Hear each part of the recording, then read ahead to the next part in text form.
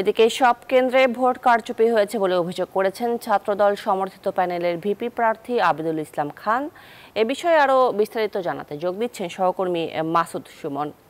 সুমন, আবিদুল ইসলাম খান যেসব বিষয়ে অভিযোগ করেছেন এ নিয়ে আরও বিস্তারিত বা নতুন কি তথ্য আছে আপনার কাছে? ধন্যবাদ।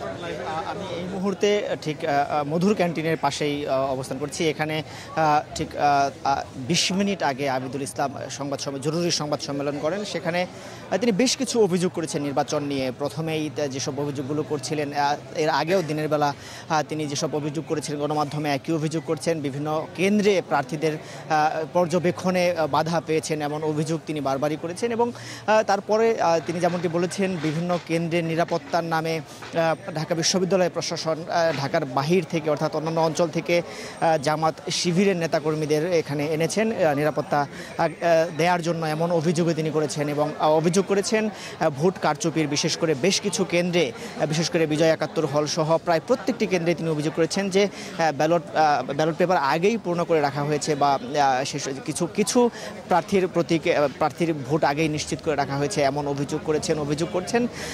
এই সারাদিনের সব ভোট কেন্দ্রেই একই অভিযোগ তার কাছে রয়েছে এবং বলছেন এইসব অভিযোগের পরেও তিনি আশাবাদী এবং ভোট গণনা যদি সুষ্ঠুভাবে হয়, যদি ভোট গণনায় কোনো কারচুপি করা না হয়, তাহলে এই ছাত্রদলের যে প্যানেলটি রয়েছে সেটি নিরঙ্কুশ জয় অর্জন করবে এমনটি তিনি বলছেন। তবে হুঁশিয়ারি দিচ্ছেন যদি কোনো আবার নতুন করে কারচুপি করা হয় সারাদিন যেমনটি হয়েছে তারপরেও তারা আশাবাদী এবং নতুন করে যদি ভোট গণনায় কোনো কারচুপি করা হয় বা সেখানে কোনো পরিবর্তন আসে তাহলে কঠোরভাবে তারা এটি মোকাবেলা করবেন এবং ঢাকা বিশ্ববিদ্যালয়ের সাধারণ শিক্ষার্থীরা সেটি মোকাবেলায় রাজপথে নেমে আসবেন এমন হুঁশিয়ারিও দিয়েছেন, অভিযোগ করেছেন।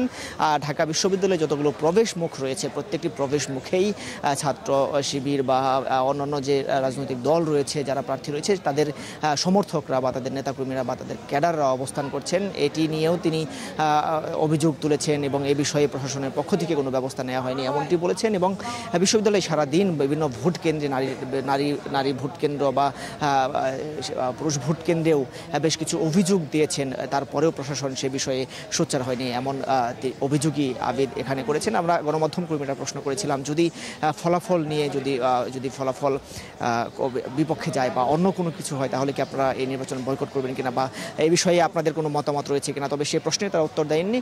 তারা আশাবাদী এই ডাকসু নির্বাচনে তারা নিরঙ্কুশ জয় পাবেন পূর্ণ প্যানেল।